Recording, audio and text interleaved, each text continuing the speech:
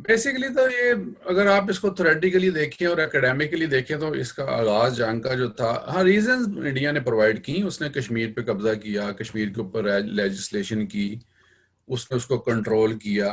हम्म। लेकिन पाकिस्तान ने मजबूरी में उसको फिर आगे उसके लिए ग्राउंड जो थी, ट्रूप्स जो थी वो भेजी कश्मीर में, और ये नहीं चाहते थे कि किसी तरीके से ये इलाका इंडिया हजम कर जाए। जाहिर बात है। ऑपरेशन जिब्राल्टर जो था, इसकी खैर बहुत लंबी चौड़ी डिटेल्स हैं, इसके ऊपर तो पूरी किताब लिखी जा सकती है, लेकिन मैं मुख्तसर सी बात करूंगा कि ऑपरेशन जिब्राल्टर ने इंडियंस का काफी नुकसान किया, लेकिन उनको हाई अलर्ट भी कर दिया। वो अलर्ट हो गए कि यहाँ पे मामला जो है वो गड़बड़ में है। हम्म। लेकिन जनरल अख्तर मलिक की बहरहाल जो सबसे ज्यादा उनकी जो कामयाबी गिनी जाती है, और उनको आर्मी में और फौज की हिस्ट्री में एक सक्सेसफुल हीरो के नाम से याद किया जाता है, हम्म। वो इखनौर, छम, जोड़ियां का जो इलाका है, जो सियालकोट की तरफ है, वर्किंग बाउंड्री के उस पार है, ये बेसिकली इनकी इस इलाके में प्लानिंग थी। और ब्रीफिंग के दौरान उन्होंने जब ये सारे इलाके के बारे में, उसका ज्योग्राफी, उसकी जो स्ट्रेटेजी थी वो डिस्कस की, तो यूब खान ने इसकी बाकायदा मंजूरी दी कि आप ये इखनौर वाले सेक्टर के ऊपर काम करें। और छम्ब तो इन्होंने फतह कर लिया था, पाकिस्तान की जो आर्मी थी, और उस इलाके में जो, उस इलाके की जो ग्राउंड है, जो ट्रेन है, वहां पे टैंक की वॉर हुई। यहाँ से टैंक गए और बाकायदा पूरी वॉर हुई। उसकी भी बड़ी लंबी चौड़ी डिटेल्स हैं। लेकिन उसमें फिर पॉलिटिक्स आगे आ गई कि छम के इलाके में जब ये लोग एंटर हुए हैं तो इंडियन छोड़ छुड़ गए छम का इलाका, और दराय तवी के उस पार फिर इंडियन आर्मी जो थी, जो बच बुच गए वो उस पार चले गए, और छम का पूरा इलाका जो था हम्म। ये पाकिस्तान के कंट्रोल में था। छम्ब और जोड़ियां का जो इलाका है, जो इखनौर का इलाका है, ये ऐसा एरिया है कि यहाँ से सड़क सीधी जो है एक जाती है इधर अपना श्रीनगर की तरफ, और दूसरी जो जाती है वादी कश्मीर की दूसरी जो साइड है, पाकिस्तान की साइड है, उस तरफ जाती है। तो ये इलाका जो था वो इसकी मिलिट्री स्ट्रेटेजिकल हवाले से बहुत ज्यादा इंपॉर्टेंस थी। लेकिन छम के ऊपर कब्जा तो नहीं मुकम्मल तौर पे किया, लेकिन ये कंट्रोल में आ गया पाकिस्तान आर्मी के। लेकिन अभी इखनौर खाली था, बिल्कुल खाली पड़ा था, वहां सिर्फ पेशकदमी जारी थी। हम्म। तो उस जमाने में फिर जनरल मूसा ने जनरल अख्तर की जगह जनरल याहिया को, मेजर जनरल अख्तर की जगह मेजर जनरल याहिया को कमांडर। 12वीं कोर का कमांडर बना के भेज दिया, जिन्होंने फिर आगे से एडवांस रोक दिया। और सुना कि अब इसमें खैर, उनको इसमें भी बड़ी लंबी चौड़ी डिटेल्स हैं। जनरल अख्तर हुसैन मलिक ने ये कहा था कि मुझे 6 घंटे दे दे, 6 घंटे के बाद आके वो सारा इलाका जो है वो ले लें, बल्कि कश्मीर ही ले लें आप सारा, क्योंकि ये सारा कर चुके थे, इंडियन फौज आगे नहीं थी। लेकिन जैसे इंडियन ही फौज आगे नहीं थी, एक और खाली पड़ा था बिल्कुल, वहां पे एक ब्रिगेडियर अजमत थे। तो तो ये ये जब कमांड चेंज हुई है तो जनरल यहिया खान ने 36 घंटे लगाए उधर जाने को। इतनी देर में तो फिर अगला। असल में उनका मकसद जो था वो ये था कि एडवांस ना हो और ये काम ना किया जाए। जो नजर आता है कि जो याया खान का, और जिस तरह जनरल मूसा ने कमांड चेंज की, और जनरल मूसा को ब्रिगेडियर अजमत थे, उन्होंने शिकायत की। ब्रिगेडियर अजमत एक तोप खाने के इंचार्ज थे, और जनरल साहब ने, जनरल अख्तर मलिक का ऑर्डर था उन्हें कि मैं आपको वायरलेस करूंगा और आपने तोप खाने को आगे एडवांस करना है इखनौर की तरफ। हम्म। लेकिन जो उनकी मेमोरीज हैं, और बहुत सारी किताबें भी इस मौजू पे लिखी गई हैं, कि जनरल अजमत ने पूरा दिन रिस्पॉन्ड नहीं किया, और बाद में जनरल अजमत ने कहा कि मैं यानी लॉयल था याहिया खान का। थोड़ी कॉन्स्पिरेसी है, काफी बड़ी लंबी चौड़ी कॉन्स्पिरेसी है, लेकिन उसके ऊपर हम अभी बात नहीं कर रहे। हालात जो हैं वो ये हैं कि देर वर डेफिनेटली समथिंग रॉन्ग, और जो इनकी हायरार्की थी वो शायद नहीं चाहते थे कि इस तरह पूरे कश्मीर पे कब्जा करके कुछ लोगों को हीरो बना दिया जाए। उसकी खैर बहुत सारी और भी पॉलिटिकल और रीजन मौजूद थी। अगर ये लोग ऐसा कर लेते तो यकीनन पाकिस्तान का अपर हैंड था। और दूसरी तरफ इंडिया की तरफ जो किताबें लिखी गई हैं, और जो उनके साबिक मिलिट्री ऑफिसर्स के जो इंटरव्यू हैं, वो कहते हैं हम आज तक हैरान हैं कि पाकिस्तान ने एक खाली इलाका जो था वो क्यों जाने दिया और क्यों छोड़ दिया। हमें आज तक इस चीज की समझ नहीं आई ना। तो ये गोल्डन मौका था पाकिस्तान के लिए, और जिस मकसद के लिए इन्होंने कश्मीर ऑपरेशन शुरू किया था, तो ये गोल्डन मौका था कि ये अगर वो ले लेते उस वक्त तो श्रीनगर जाने का रास्ता कट जाता। सही। और श्रीनगर अगर जाने का रास्ता कट जाता तो फिर इनके लिए कश्मीर लेना, और उस जमाने में क्योंकि कश्मीर में भी एक मूवमेंट चल पड़ी थी मुसलमानों की, जो कि एक इंडिपेंडेंट मूवमेंट चली, और उसके उसका एक उसका एक टेम्पो बन चुका था, और उस जमाने में ये सब कुछ बहुत आसानी से कवर अप किया जा सकता था, लेकिन ये मौका जाया किया गया। कुछ इसके बारे में पॉलिटिकल जो एनालिसिस एनालिसिस हुए हैं, उनका ये भी ख्याल है कि अयूब खान को अमेरिका ने मना किया कि तुम ये काम ना करो, और हम तुम्हारी मेडिएशन करवाएंगे कश्मीर के मौजू पे।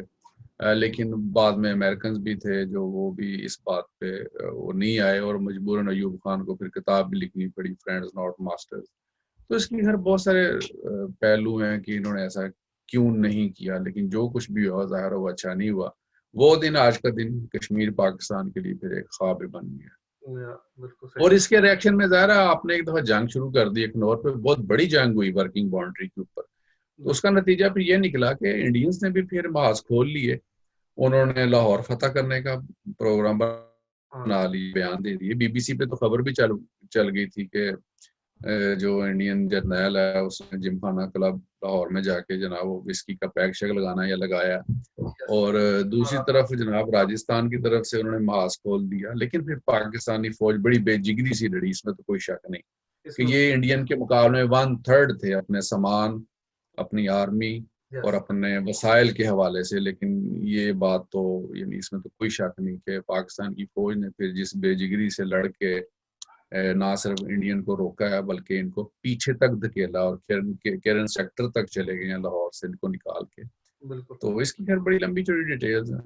और फिर जो मतलब उस जंग ने पे हीरोज पैदा किए, जैसे मेजर अजीज भट्टी शहीद, उनके बारे में जो दास्तान लिखी है कि किस तरह वो मैं ये बीआरबी नहर के ऊपर मार्का। बीआरबी नहर के ऊपर बिल्कुल तैनात थे, और उन्होंने यानी वहां पे खड़े होकर दुश्मन की पोजीशन का अंदाजा लगा के तो उनके ऊपर निशाने ताके और और उनको पीछे धकेला। मेजर शब्बीर शहीद जो जनरल राहिल शरीफ के भाई थे, छोटे बिल्कुल बड़े भाई थे, सॉरी छोटे नहीं बड़े भाई थे। बड़े बड़े। हाँ। तो जंग के बहुत सारे हीरो हैं, और बहुत सारे ऐसे नाम थे जिनका नाम पेश हुआ निशान हैदर के लिए।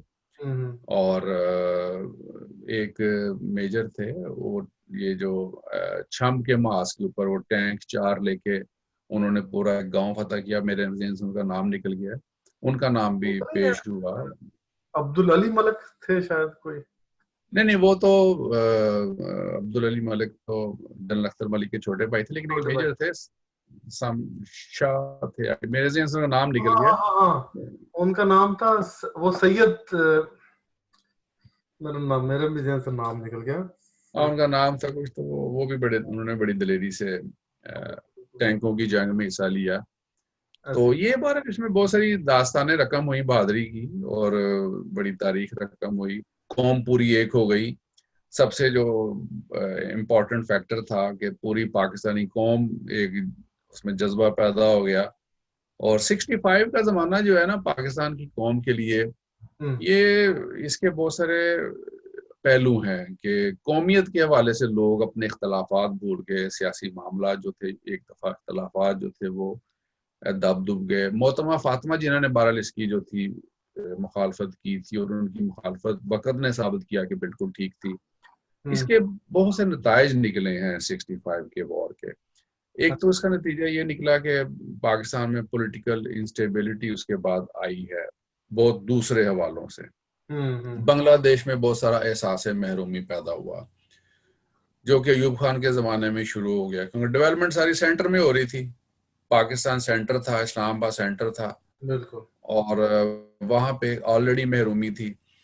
और 65 की वार में कि वो इसका जवाब उस तरफ आसानी से दे सकता था, उसने फिर पॉलिटिकली भी। देखिए मौका उसी जगह मिलता है जहाँ स्पेस होता है, जहाँ स्पेस नहीं होता वहाँ मौका नहीं मिलता।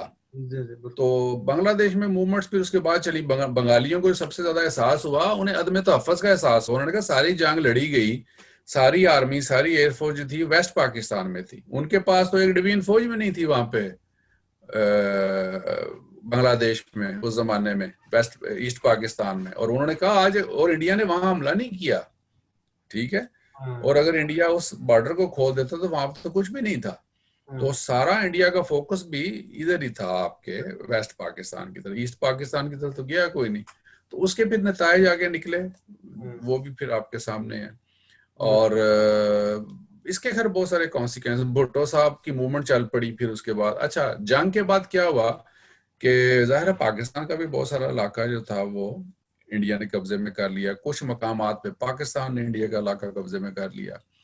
और फिर ताशकंद हमें जाना पड़ा, इसके जंगी कैदियों का तबादला, इलाकों की रीसेटलमेंट, इंडिया के साथ तल्लुकात, कश्मीर इशू की जो थी वो उसको सॉल्व करने के लिए हमें अमेरिका की बजाय फिर हमें रशिया की तरफ जाना पड़ा।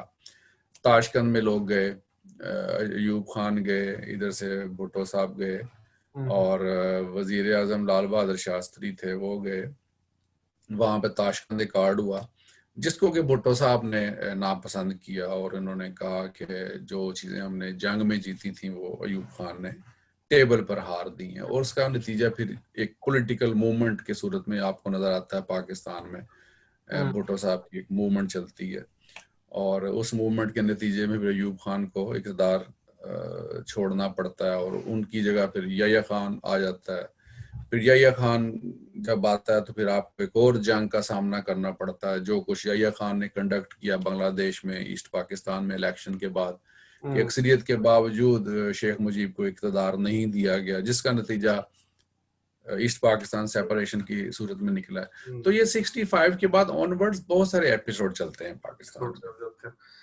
बहरहाल असल में तो चूंकि यौम दिफा था 6 सितंबर का, बेसिकली लोगों को ये बताना था कि इस जंग की बैकग्राउंड, जंग तो ऐसे, मैंने एक दोस्त से बात की वियतनाम का, वो मैंने कहा जी पाकिस्तान की जंग हुई ना 17 दिन जारी रही, तो वो हंसने लग पड़ा। कहता है इसको जंग ना कहो, ये तो छोटी मोटी झड़प होती है, जंग तुमने कभी वियतनाम की देखी हो तो तुम्हें पता होता।